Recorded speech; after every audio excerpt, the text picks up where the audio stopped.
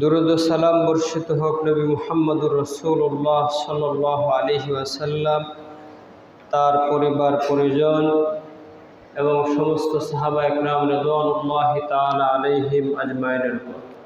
সম্মানিত হাজিরিন, আল্লাহ সুবহানাহু ওয়া তাআলার দরবারে যে পরিমাণ শুকরিয়া আদায় করা দরকার সেইটা আমরা পারি না, তবে স্বীকার করেই শুকরিয়া আদায় করি যে তিনি আমাদেরকে ঈমানের মতো দৌলত দান করেছেন। এজন্য শুকরিয়া আদায় করে আলহামদুলিল্লাহ। ভাইরা আমার,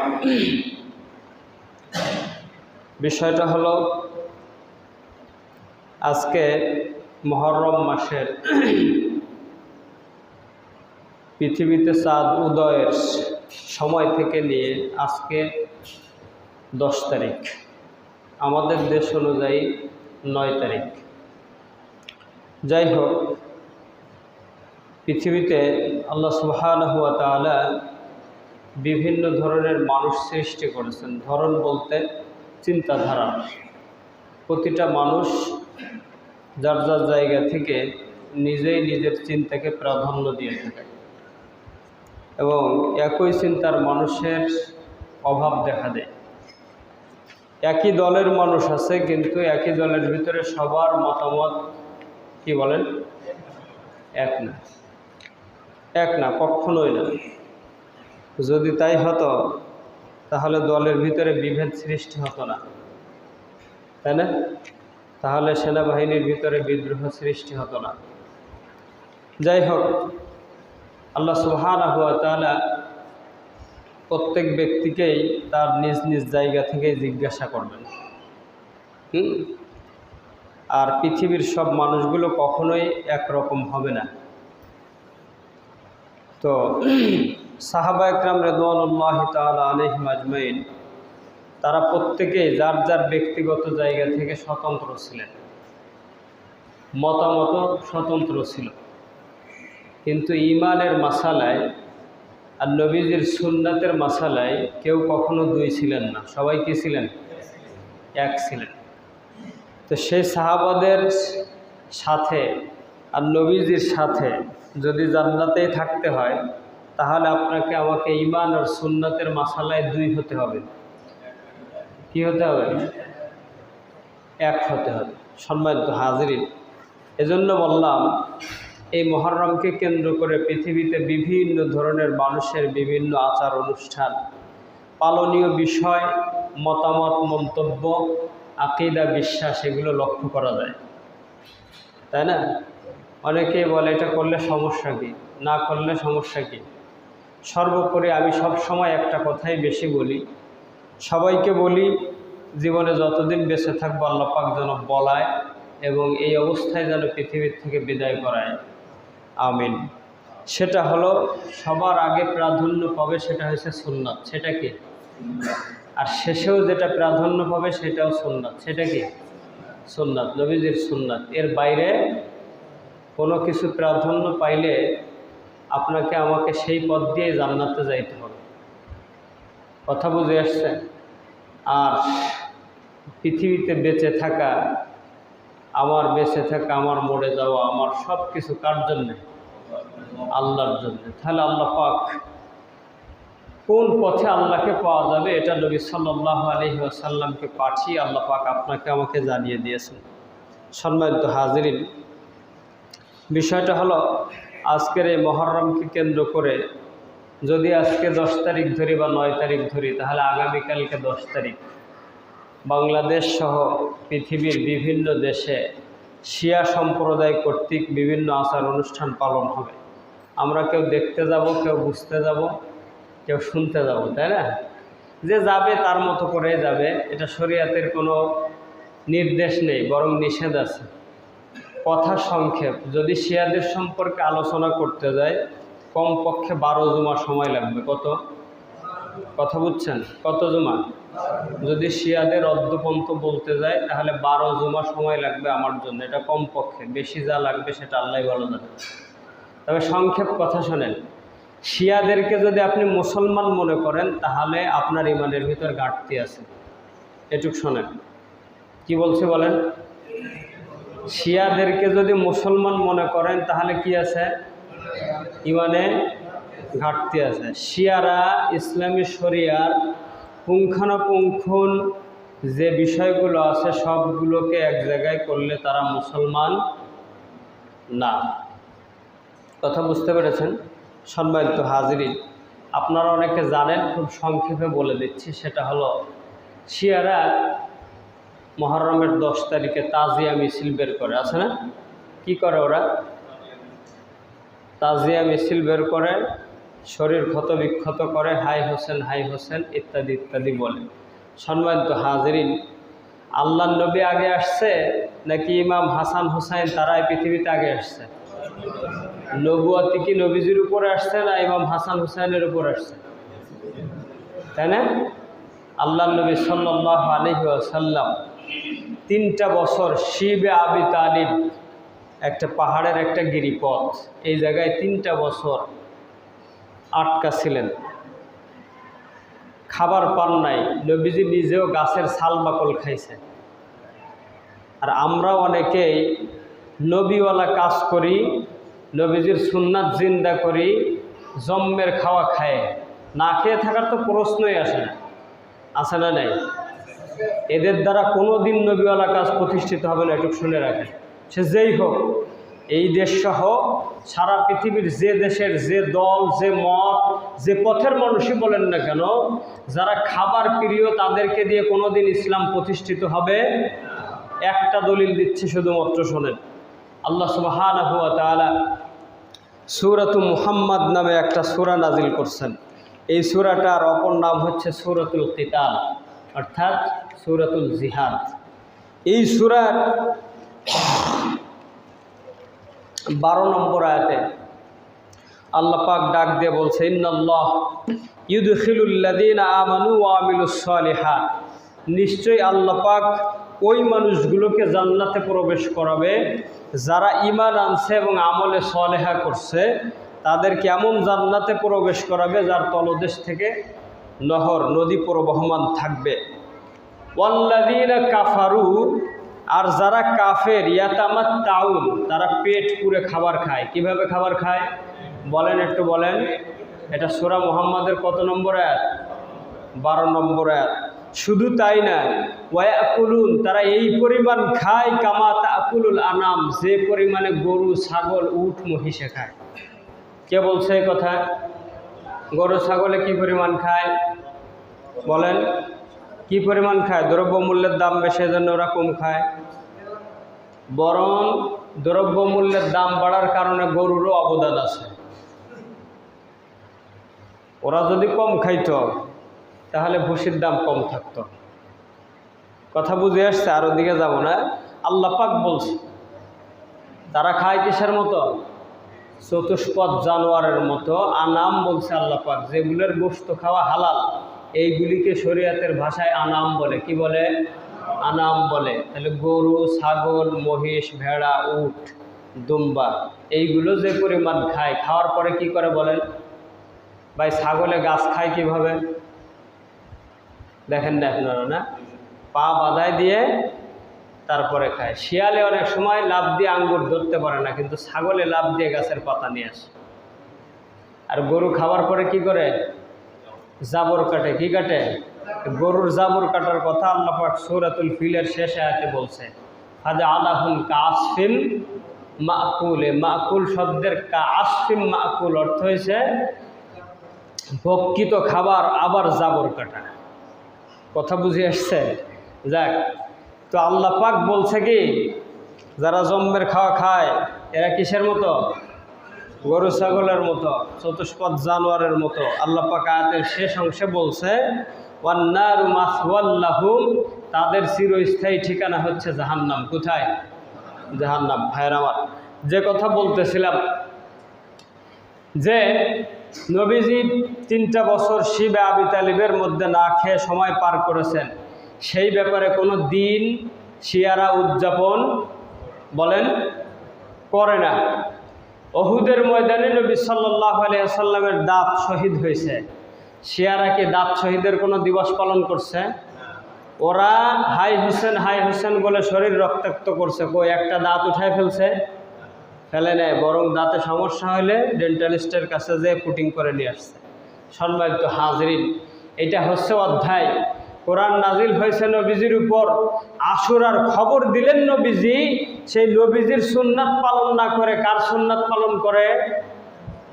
কোনো সুন্নাত না, হাসান হোসেনের রক্তাক্তের দিবস পালন করে। আসলে সেই কারবালার প্রান্তরে হুসাইন রাদিয়াল্লাহু তাআলা আনহুকে যারা শহীদ করছিল তারা কারা? তারা হচ্ছে এই শিয়া সম্প্রদায়। তারা কারা বলেন? তারা কারা? শিয়া সম্প্রদায়ের লোকেরা। ভাইয়ের আমার, চোর যখন দেখে যে ধরা খেয়ে যাবে তখন নিজেই জনগণের সাথে মিশে দৌড়ায় আর বলে চোর চোর চোর, বলে কি বলে না? আছে না? এরা হচ্ছে সেই জাতি। এক কথায় শিয়ারা কি না বলেন? বলেন মুসলিম না, এটুকু মনে রাখতে হবে। সম্মানিত হাজরিন, তাদেরকে যারা তৈরি করছে তারা ইহুদি। কারা? আরে বলেন, শিয়াদেরকে যারা তৈরি করছে তারা কারা? আবার বলেন, শিয়াদেরকে যারা তৈরি করছে তারা কারা? ইহুদি। কথা বুঝে আসছে? এবং শিয়া সম্প্রদায়ের যিনি প্রধান ছিলেন তার নাম হচ্ছে আব্দুল্লাহ ইবনে সাবা। তার নাম কি? আব্দুল্লাহ ইবনে সাবা। এই সংক্ষিপ্ত ইতিহাস বললাম। সম্মানিত হাজরিন, চলেন এই 10ই মুহররমকে কেন্দ্র করে নিয়ে বিভিন্ন আচার অনুষ্ঠান আছে। গত জুমায় অল্প বলছিলাম যে 10ই মুহররম কোথা থেকে আসে। আসলে 10ই মুহররম এই দিনটাতে আরবের মুশরিকরা, একটু শোনেন দুইটা কথা, একটু শোনেন। আজকে আমি আরেকটু আপনাদেরকে সহজ করে দিয়ে দেব। আল্লাহ, আমি বুঝার জন্য বলতেছি শুধুমাত্র। সম্মানিত ভাইয়ের আমার, বহু মানুষ বহু মসজিদে যায়, কারণ বিভিন্ন ধরনের গল্প কেসা আর কাহিনী শোনা যাবে না বলেন? দূর দূরান্ত থেকে তারা গাড়ি ভাড়া করে সে জায়গায় যায়। আমার এখানেও কেউ দূর থেকে আসে। গল্প যেটুক যখন বলা যাবে সেটুক সে সময় বলব। অযথা কারোর কানের খোরাক, কিসের খোরাক? কানের খোরাক আর চায়ের দোকানের মজমা মিলানোর আইটেম, এইগুলি দেওয়ার জন্য আমার আলোচনা না। আমার আলোচনা হচ্ছে দুইটা কথা বলবো, শরীয়ত যদি কেউ মানতে চায় তার জন্য কাজে লাগবে, যদি মানতে না চায় সেটা তার ব্যক্তিগত ব্যাপার। কথা বুঝে আসছে ভাইয়ের আমার? 10ই মুহররমের এই দিনটাতে আরবের মুশরিকরা, এটা মুসলিম শরীফের মধ্যে হাদিস আসছে আব্দুল্লাহ ইবনে আব্বাস রাদিয়াল্লাহু তাআলা আনহুমা থেকে, আরবের মুশরিকরা তারা এই দিনে রোজা পালন করত। কি করত বলেন? আরবের মুশরিকরা এই দিনে রোজা পালন করত। তারা যখন রোজা পালন করত তখন নবী সাল্লাল্লাহু আলাইহি ওয়াসাল্লামও এই দিনে রোজা পালন করত। রোজা পালন করতে যে এইভাবে রোজা চলছে, মদিনাতে যখন নবী সাল্লাল্লাহু আলাইহি ওয়াসাল্লাম গেলেন তখন দেখলেন যে মদিনার ইহুদিরাও রোজা পালন করে, যে হাদিসটা গত জুমায় আপনাদেরকে শোনাইছি। তারা রোজা পালন করার মধ্য দিয়ে নবীজি তাদেরকে জিজ্ঞেস করলেন এই দিনটা কি? তারা বলল হাদা ইয়াউমুন আযীমুন। আর এক বর্ণনায় আসছে হাদা ইয়াউমুন সালিহুন, এটা একটা বিশেষ দিন যেদিন আল্লাহ পাক মুসা আলাইহিস সালামকে ফেরাউনের কবল থেকে মুক্তি দিছিলেন। কি দিছিলেন বলেন? একটু বলেন কি দিছিলেন? ফেরাউন এবং তার সম্প্রদায়ের কবল থেকে মুসা আলাইহিস সালাম এবং তার সম্প্রদায়কে মুক্তি দিছেন। ওয়া আগরাকা ফিরআউনা ওয়া কওমাহু, এবং যেদিনটাতে আল্লাহ পাক ফেরাউন এবং তার কওমকে, তার জাতিকে লোহিত সাগরের মধ্যে ডুবায় মারছে, সেই দিন এর শুকরিয়া স্বরূপ মুসা আলাইহিস সালাম রোজা রাখছেন। কি স্বরূপ বলেন? শুকরিয়া স্বরূপ। তাহলে কোনো বিপদ থেকে মুক্তি লাভ করার পরে নবীদের সুন্নাত কি বলেন? শুকরিয়া আদায় করা। এক কথায় বোঝেন, কোনো বিপদ থেকে মুক্তি লাভের পরে নবীদের সুন্নাত কি বলেন? কি করা? শুকরিয়া আদায় করা। সেই শুকরিয়া আদায় করার মাধ্যম কি? শুকরিয়া আদায় করার মাধ্যম কি? শুকরিয়া আদায় করার মাধ্যম হচ্ছে খাওয়া দাওয়া করা। মসজিদের ইমাম সাহেবরে দাওয়াত দেবেন, আরও কিছু সমাজের গণ্যমান্য জঘন্য যারা আছে তাদেরকে দাওয়াত দেবেন, নেতা নেত্রী যা আছে এদেরকেও দাওয়াত দেবেন, দেবেন না? সম্মানিত হাজরিন, শুকরিয়া আদায়ের মাধ্যম একটা আয়াত তেলাওয়াত করতেছি, একটু শুনে নেন। আল্লাহ সুবহানাহু ওয়া তাআলা সূরাতুল বাকারার মধ্যে যে আপনাকে আমাকে ডাক দিয়ে বললেন যে ও আমার বান্দারা, তোমরা যদি শুকরিয়া আদায় করতে চাও, কি করতে চাও বলেন? শুকরিয়া আদায় করতে চাও, তাহলে কি করবা? সূরাতুল বাকারার 176 নম্বর আয়াতের মধ্যে আল্লাহ বললেন, ইয়া আইয়ুহাল্লাযীনা আমানু, ও ঈমানদারেরা, কুলু মিন তাইয়্যিবাত, ভালো খাবারগুলো খাও, মা রাযাকনাকুম, আমি তোমাদেরকে যে রিজিক দিয়েছি তার থেকে ভালো খাবারগুলো খাও, ওয়াশকুরু লিল্লাহ, আর আল্লাহ পাকের শুকর আদায় করো, ইন কুনতুম ইয়্যাহু তা'বুদুন, যদি তোমরা ইবাদত করতে চাও আর আমার ইবাদত গুজার বান্দা হতে চাও। কে বলছে এই কথা? কে বলছে?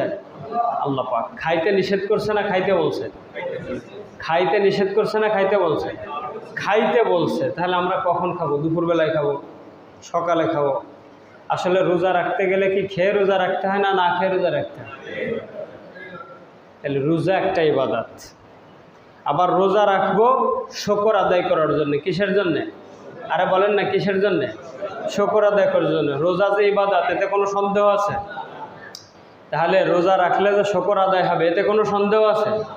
সম্মানিত হাজিরিন, তাহলে রোজা রাখলে যে খাওয়া লাগবে, না খেয়ে রোজা রাখা যাবে?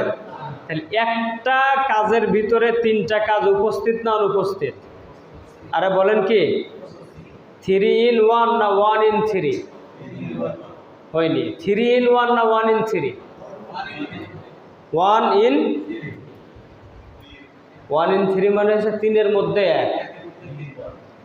3-এর মধ্যে 1। আর যখন বলবেন 3 in, তাহলে কি হবে? 1-এর মধ্যে 3। আস্তাগফিরুল্লাহ ওয়া আতুবু ইলাইহি। আমি মনে করছিলাম এ জায়গায় মাস্টার্সের ছাত্ররা আছে, বলটা আমার ধরবে। সম্মানিত হাজরিন, তাহলে রোজা এমন একটা ইবাদত যার ভিতরে কি 3-এর মধ্যে 1 না 1-এর মধ্যে 3? 1-এর মধ্যে 3। কথা বুঝে আসছে? সম্মানিত হাজরিন, সেটা কি? রোজা একটা ইবাদত। রোজা রাখার মধ্য দিয়ে আল্লাহ পাকের শুকর আদায় হবে। আবার আল্লাহ পাক যে খাইতে বলছে, না খেয়ে রোজা রাখা যাবে? যাবে না, খেয়ে রোজা রাখতে হবে। আবার রোজা ছাড়ার সময় কি করা লাগবে? খাওয়া বাদে কি রোজা ভাঙ্গা যাবে? যাবে না। দেখেন আল্লাহ পাক সুন্দর করে সাজায় দিছে। খাইতে বলছে প্রথমে, তাহলে রোজার শুরুতে খাবো, রোজার নিয়ত করবো ইবাদতের জন্য, শুকর আদায় করার জন্য। আবার রোজা ছেড়ে দেওয়ার সময় কি খাবো? ভাইয়ের আমার, আমরা কোনো জায়গায় যদি বিজয় লাভ করি বা কোনো সময় সম্পদের মালিক হই, তখন আমরা শুকরিয়া আদায় করি বিভিন্ন গুনাহের মধ্য দিয়ে। এইটা নবীদের সুন্নাত। আরে বলেন কি না? না। দেখেন এ জায়গায় আর একটা সূত্র আছে, বলবো? রোজা রাখার মধ্য দিয়ে ইবাদত হবে, শুকর আদায় করা হবে, খাওয়া হবে। সর্বোপরি আল্লাহ পাক আপনাকে যে বিপদ থেকে বাঁচাইছে বা সম্পদের মালিক বানাইছে বা খুশির খবর দিছে, এইগুলির আর একটা শুকর আদায় করার জন্যে, এই খুশিটা, এই সম্পদটা, এই ইবাদতটা স্থায়ী হওয়ার জন্য আপনাকে আমাকে একটা দোয়া করতে হবে। আল্লাহর নবী বললেন রোজাদারের ইফতারের আগ মুহূর্তের দোয়া কবুল হয়। এবার বলেন 3 in 1 না 4 in 1? কি বলেন? 4 in 1। এইটা হচ্ছে সুন্নাত। এটা কি বলেন? সুন্নাত। 1-এর মধ্যে কি বলেন? 1-এর মধ্যে 7। কথা বুঝে আসছে? সম্মানিত ভাইয়েরা আমার, তাহলে নবী মুসা আলাইহিস সালাম কি পালন করলেন? এদিন রোজা আদায় করলেন। জাহেলি যুগে মক্কার মুশরিকরাও এই রোজা পালন করত। এটা আল্লাহ নবী সাল্লাল্লাহু আলাইহি ওয়াসাল্লামের হাদিসের মধ্যে আসছে। এটা মুসলিম শরীফের হাদিসের মধ্যে আসছে। কোথায় আসছে বলেন?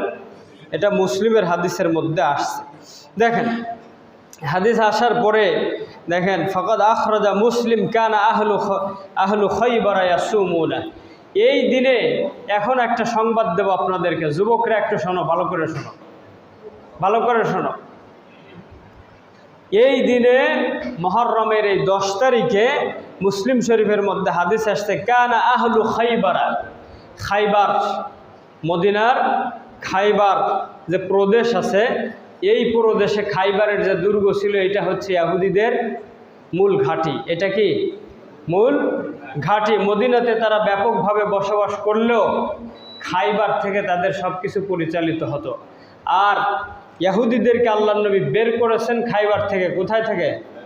খাইবার থেকে। ভাইয়ের আমার, এই খাইবার থেকে বের করার পরে, বের করার আগে এই খাইবারে যখন গাজওয়ায়ে খাইবার ইসলামের ইতিহাসে একটা অধ্যায় আছে। খাইবারের দুর্গ নবীজি অবরোধ করে রাখছিলেন, তারপরে সেখান থেকে ইহুদিদেরকে বের করছেন। এই খাইবারের ইহুদিরা মুহররমের এই 10 তারিখে রোজা রাখতো। আরও কি করত তাই শোনেন। তারা রোজা রাখতো আর ইয়াত্তাখিযুনাহু ঈদান, এই দিনটাকে তারা ঈদ হিসাবে গ্রহণ করছিল। কি করছিল বলেন? এই দিনটাকে তারা কি হিসাবে গ্রহণ করছে? ঈদ হিসাবে। এরপরে বলছে ওয়ায়ালবিসুনা নিসাআহুম, ওয়ায়ুলবাসুনা নিসাআহুম। দেখেন, ওয়ায়ুলবাসুনা নিসাআহুম ফিহি হুলিয়িহিম ওয়া শারাতাহুম। এই দিন ইহুদিরা ইহুদিদের মেয়েদেরকে, মহিলাদেরকে তারা নতুন পোশাক দান করত। কি করত বলেন? কি করত? নতুন পোশাক দান করত। তারা এই নতুন পোশাক পরে সজ্জিত হতো। আর একটা কথা বলছে, সেইটা হলো হুলিয়িহিম, তারা তাদের যে অলঙ্কারগুলো আছে এইগুলি বেশি বেশি পড়তো। এর পরের কথাটা হচ্ছে আপনার আমার জন্য ভালো করে বোঝেন। এবং ইহুদিরা পুরুষ মহিলা সবার কথা এখানে আসছে। ওয়াশারাতাহুম, এখানে বিশেষ করে মহিলাদের শব্দ ব্যবহার করা হয়নি, পুরুষদের শব্দ ব্যবহার করছে। কোরআন এবং সুন্নাহের একটা মূল নীতি হচ্ছে, যখন কোনো জাতির উপর কোনো খবর দেওয়া হয় তখন সেখানে পুরুষদের সম্পর্কে শব্দ ব্যবহার হয়। কাদের সম্পর্কে? পুরুষদের সম্পর্কে। কথা বুঝে আসছে? ওয়াশারাতাহুম বলছে ইহুদিরা বিশেষ নিদর্শন একটা জিনিস পড়তো। তারা সেই জিনিসটা কি? বিশেষ নিদর্শনের একটা জিনিস পড়তো। এই শারাত শব্দের অর্থ হচ্ছে, আমাদের যুবকেরা এখন হাতের মধ্যে একটা জিনিস পরে। কি জিনিস পরে বলেন তো? কি পরে বলেন? একটু জোরে বলেন। ব্যাসলেট। এই ব্যাসলেটটাকে আরবিতে শারাত বলে। কি বলে? এই জন্যে আল্লাহ নবী, এটা মুসলিম শরীফের হাদিস, বলতেছেন ওয়াশারাতাহুম, তারা সজ্জিত হতো, তারা ব্যাসলেট পরে। কি পরে বলেন? আবার বলেন, কি পরে? তাহলে ব্যাসলেট কাদের নিদর্শন বলেন? কাদের নিদর্শন? আমরা বেশি বেশি পরব। যারা ব্যাসলেট পরবে আজকের থেকে তাকে সালামও দেব না। বলেন? দেব, প্রথমবার দেব, তাকে বলবো। এটা মুসলিম শরীফের হাদিস। আল্লাহর নবী বলছে এটা ইহুদিদের নিদর্শন। কাদের? বলেন, কাদের নিদর্শন? ইহুদিদের নিদর্শন। দ্বিতীয়বার বলবো, সেবারও তাকে সালাম দেব। তৃতীয়বার যদি সে এটার থেকে বিরত না থাকে তাহলে তার জন্য কি বন্ধ? বলেন, সালাম বন্ধ। মুসলিম যুবককে সোজা করতে হবে। আমি যদি সোজা না করি তা কে করবে? পরের দিন যখন সে দেখবে তার সাথে আমি সালাম বিনিময় করি না, তার সাথে কথা বলি না, তার ভিতর যদি আল্লাহ পাক হেদায়েত লিখে থাকে, তাকে অনুভূতি আসবে, তাকে নাড়া দেবে যে কেন সে আমার সাথে এমন ব্যবহার করে। তাকে আরেকবার বলবো, তোমাকে বারবার সতর্ক করা হয়েছে। এটা কাদের নিদর্শন বলেন? ইহুদিদের নিদর্শন। ভাইয়ের আমার, সময় আছে 2 মিনিট, বলি। এবার আসেন ইহুদিদের নিদর্শন। আমি আপনাদেরকে একটা ঠিকানা দিয়ে দিই, যদি কেউ ওই দিকে যান তাহলে একটু ঘুরে আসবেন। আমাদের যুবকেরা যেভাবে চুল কাটে, আছে না? দোকানে যাওয়ার পরে ব্যান্ড দিয়ে চুলগুলি আটকে, আবার ক্লিপ দিয়ে আটকে, তারপরে বিভিন্ন স্টাইলে চুল কাটে। এগুলি কাদের নিদর্শন? ইহুদিদের নিদর্শন। আমি আপনাকে দলিল দিয়ে দিচ্ছি, এটা তো আছে, এটা তো এমনি বলে দিলাম, বাস্তব দলিল দিচ্ছি। শান্তিধাম মোড়ে যাবেন। কোথায় যাবেন? শান্তিধাম মোড় থেকে একটা রোড রয়্যাল হোটেলের দিকে গেছে, একটা ডাকবাংলা গেছে, একটা ফেরিঘাট গেছে, আর একটা পশ্চিম দিক দিকে ঢুকে জাতিসংঘ পার্কের পশ্চিম দিয়ে আবার রয়্যালের দিকে বেরোয়েছে না? আর একটা রোড বাকি আছে, মনে আছে? একটা রোড কোন দিক গেছে? পূর্ব দিক গেছে। আবার শামসুর রহমান রোড নাকি এটা? হ্যাঁ, এইদিকে ঢুকবেন। এই দিকে ঢুকার পরে অল্প 50 থেকে 100 ফিট পূর্ব দিকে যাওয়ার পরে দেখবেন ডান হাতে একটা ক্লিনিক আছে, মিশু ক্লিনিক। মিশু ক্লিনিকের গেটে দাঁড়াবেন, দাঁড়িয়ে রাস্তার অপোজিটে তাকাবেন। ঠিক এই সোজা অপোজিটে একটা MR হেয়ার কাটিং একটা দোকান আছে। খুব সম্প্রতি যাবেন, পাল্টানোর সম্ভাবনা আছে। যাওয়ার পরে দেখবেন সম্পূর্ণ একেবারে ইহুদিদের ছবি সহ তাদের স্টাইলগুলো ও জায়গা ফিট করা আছে। যুবক, তুমি আজকে যাদের নিদর্শন মাথায় নিয়ে ঘুরতেছ, তোমাকে বলি, এই অবস্থায় যদি তোমার মৃত্যু হয়, এই পৃথিবীর যদি কাবা শরীফের ইমাম সাহেব এসো তোমাকে বিসমিল্লাহি ওয়া আলা মিল্লাতি রাসূলিল্লাহ বলে কবরের মধ্যে শোয়, ফেরেশতারা এসে দেখবে ইমাম সাহেব পড়ে গেছে বিসমিল্লাহি ওয়া আলা মিল্লাতি রাসূলিল্লাহ, আর তোমার মাথার মধ্যে আছে কিসের রসুল? ইহুদিদের রসুল তো এভাবে চুল কাটতো না রে ভাই। তোমার মাথার মধ্যে আছে সুন্নাতুল ইয়াহুদ। ফাওয়াজাদাল মালাইকা আই ইউআজ্জাদুল মালাইকাতু ফি রাসিক সুন্নাতাল ইয়াহুদ। ফেরেশতারা এসে তোমার মাথার মধ্যে ইহুদিদের সুন্নাত পাবে, তখন তোমাকে কি আল্লাহর নবীর সুন্নাত দিয়ে আপ্যায়ন করবে না ইহুদিদের ডান্ডা দিয়ে আপ্যায়ন করবে? সতর্ক হও। অদোস্ত, আজকের এই দিনে আল্লাহর নবী আমাদের জন্য রোজা রাখাকে সুন্নাত করে দিলেন। ফাআমারা রাসূলুল্লাহি সাল্লাল্লাহু আলাইহি ওয়াসাল্লাম বিসিয়ামি। আল্লাহর নবী এই দিনে আমাদেরকে রোজা রাখার আদেশ দিয়েছেন। কি দিয়েছেন বলেন? যে হাদিস গত সপ্তাহে আমরা শুনেছি সেটা হলো নবীজি ইহুদিদেরকে পাওয়ার পরে নবীজি বললেন, নবীজি নিজে রোজা রাখলেন এবং বললেন ওয়া আমারা বিসিয়ামিহি ওয়াসামাহু রাসূলুল্লাহ সাল্লাল্লাহু আলাইহি ওয়াসাল্লাম। এদিনে নবীজি রোজা রাখলেন, ওয়া আমারা বিসিয়ামি, আমাদেরকে রোজা রাখার নির্দেশ দিয়েছেন। এই দিনে রোজা রাখা সুন্নাত। অন্য অন্য হাদিসে ছাড় আছে, যদি কেউ সুস্থ থাকে রাখতে পারবে, অসুস্থ থাকলে রাখার দরকার নেই। যদি চায় রাখতে পারবে সব পাবে, মুস্তাহাব সব, যদি না রাখে কোনো গুনাহ হবে না। দ্বিতীয় কথাটা একটু শোনেন। আল্লাহর নবী মদিনার জীবনে 8 বছর এই রোজাটা রাখছে। কয় বছর? 8 বছর 10 তারিখের রোজাটা রাখছে। এরপরে একদিন সাহাবারা, হাদিসের মধ্যে আসছে, ফাকালু আসহাবু রাসূলুল্লাহ সাল্লাল্লাহু আলাইহি ওয়াসাল্লাম, নবীজির সাহাবারা বললেন, ইয়া রাসূলুল্লাহ হাদাল ইয়াউম তুআযিমুনাহু ইলাল ইয়াহুদ ইলা আখিরিল হাদিস আও কামা বায়ানা নবী সাল্লাল্লাহু আলাইহি ওয়াসাল্লাম। সাহাবারা বললেন, ইয়া রাসূলুল্লাহ এই দিনটা তো শুধু ইহুদিদের কাছে বেশি সম্মানের, তা আমরাও যদি ইহুদিদের মতো একদিনের রোজা রাখি তাহলে তো আমরা ইহুদিদের সমান হয়ে গেলাম। কে বলছে এই কথা? আল্লাহ নবীর সাহাবারা বলতেছে। তারা কি আমাদের থেকে কম বুঝতো? একটু বলেন তো। তারা একটু কম বুঝতো, কারণ তারা তো ডিজিটাল যুগের মানুষ না, তারা তো আর মোবাইল হুজুর না যে সাথে সাথে ইউটিউবে সার্চ দিয়ে, গুগলে সার্চ দিয়ে হাদিস নামায় বলবে। দেখেন আমরা বেটারা পড়তে পড়তে খাওন দাওন বন্ধ করে দিয়ে পড়ছি, পরীক্ষায় নাম্বার কম পাইলে মাদ্রাসা থেকে খাবার বন্ধ করে দিছে। আমাদের পড়ার দাম নেই, এখন ইউটিউবে সব হয়ে গেছে। আমি একদিন বলছি, ইউটিউবে কি সব আলোচনা করা যায়? এই আলোচনা কি বলছি, যদি করতে হয় তাহলে কয়দিন সময় লাগবে? কমপক্ষে। সম্মানিত হাজরিন, এখন আল্লাহ নবী সাহাবারা এই কথা বলার পরে নবীজি বললেন, লাইন বাকিতু ইলা কাবিলিন লা সুমান্নাত তাসিয়া, যদি আমি আগামী বছর জীবিত থাকি তাহলে আমি 9 তারিখের রোজাটাও রাখবো, তাহলে ইহুদিদের মুখালাফত হবে।